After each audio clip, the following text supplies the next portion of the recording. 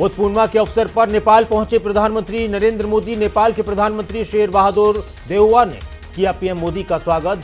भगवान बुद्ध की जन्मस्थली लुम्बिनी की यात्रा के बाद पुष्पकर्मी तालाब की भी परिक्रमा की। भारतीय समुदाय के लोगों से भी पीएम की मुलाकात।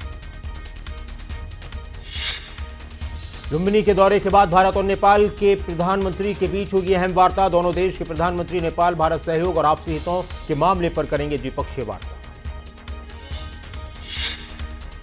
दिल्ली में बीजेपी मुख्यालय में बीजेपी को जानो कार्यक्रम का होगा आयोजन। कार्यक्रम के तहत बीजेपी अध्यक्ष जेपी नड्डा 14 देशों के दूतावास प्रमुखों से करेंगे मुलाकात। विदेशों तक बीजेपी के काम को बताने के उद्देश्य से की गई है कार्यक्रम की पहल। कांग्रेस के अंतरिम अध्यक्ष सोनिया गांधी का बड़ा ऐलान। कांग्रेस 2 अक्टूबर से भारत जोड़ो यात्रा करेगी शुरू। कांग्रेस को और मजबूत करने की कोशिश। ज्ञानव्यापी मस्जिद मामले में कल सुप्रीम कोर्ट में सुनवाई। मस्जिद कमेटी ने सुप्रीम कोर्ट में दी याचिका। सर्वे के खिलाफ सुप्रीम कोर्ट में दी है याचिका।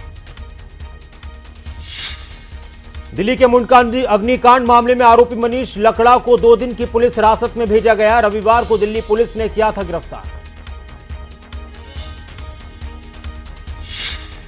यमुनानगर में 10 युवकों पर बदमाशों ने किया जानलेवा हमला। जान बचाने के लिए नदी में कूदे सभी युवक। नदी में कूदने में 10 में से 5 युवकों ने बचाई अपनी जान। 2 की लाश मिली है, बाकी 3 युवकों की तलाश जारी।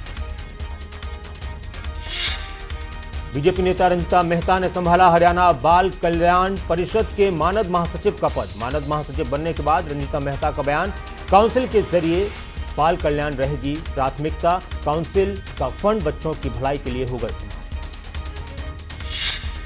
दिल्ली के मुख्यमंत्री अरविंद केजरीवाल आज शाम आम आदमी पार्टी के सभी विधायकों के साथ करेंगे बैठक। दिल्ली में चल रही एंटी एंक्रोचमेंट ड्राइव के मुद्दे पर हुई चर्चा। कैथल से बीजेपी विधायक लीलाराम गुज्जर का आम आदमी पार्टी पर बड़ा बयान, विवादित बयान। आम आदमी पार्टी को बताया आतंकवादियों से मिली हुई पार्टी, आतंकवादियों से मिले हैं आपके नेता।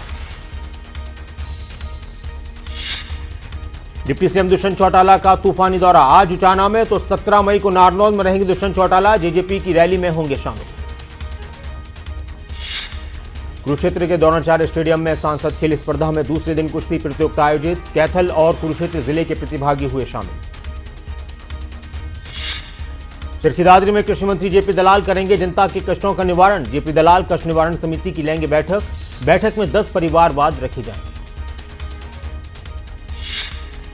आम आदमी पार्टी के हरियाणा प्रभारी और सांसद सुशील गुप्ता आज शाम पहुंचेंगे चरखी-दादरी के झोजू कला कस्बे में। पार्टी कार्यकर्ता सम्मेलन में करेंगे शिरकत। पंचकुला में विशाल योग विज्ञान शिविर का हुआ शुभारंभ। विधानसभा स्पीकर ज्ञानचंद गुप्ता ने योग शिविर का किया शुभारंभ। अंतर्राष्ट्रीय योग दिवस के मौके पर हुआ शुभारंभ।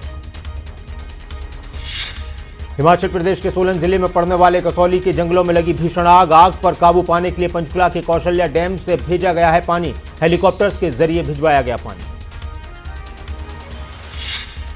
उत्तरी भारत में गर्मी का कहर अगले कई दिन तक। दिल्ली समेत आसपास के इलाकों में रहेगी भीषण गर्मी। वहीं हिमाचल प्रदेश में मौसम खराब होने का अनुमान। हिमाचल में बारिश के साथ ओलावृष्टि का है अनुमान।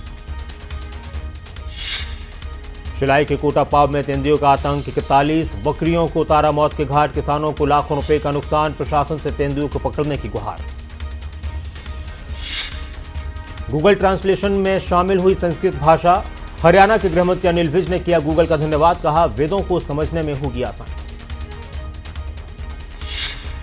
कुल्लू के त्यागी इलाके में पर्यटक की गाड़ी हुई हादसे का शिकार। हादसे में 4 पर्यटकों की मौत, 3 घायल। जड़ोली दर्रा से वापस लौट रहे थे सभी पर्यटक। उत्तराखंड के मुख्यमंत्री पुष्कर सिंह धामी ने सुनी लोगों की समस्याएं। अधिकारियों को लोगों की समस्याओं के समाधान के दिए निर्देश। देर रात भी दिखी लोगों की भीड़। उत्तराखंड में 10 जून को होगा राज्यसभा की खाली सीटों के लिए चुनाव। 17 मई को दावेदारों के नामों को लेकर बीजेपी करेगी बैठक। नामों का पैनल तैयार कर केंद्रीय संसदीय बोर्ड को भेजेगी उत्तराखंड बीजेपी।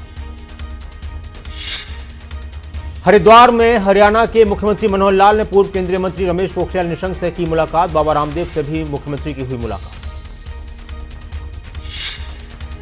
भारतीय बैडमिंटन टीम ने रचा इतिहास। भारत ने पहली बार जीता बैडमिंटन का Thomas cup. CM Pushkar Singh Dhami ने भी दी बधाई।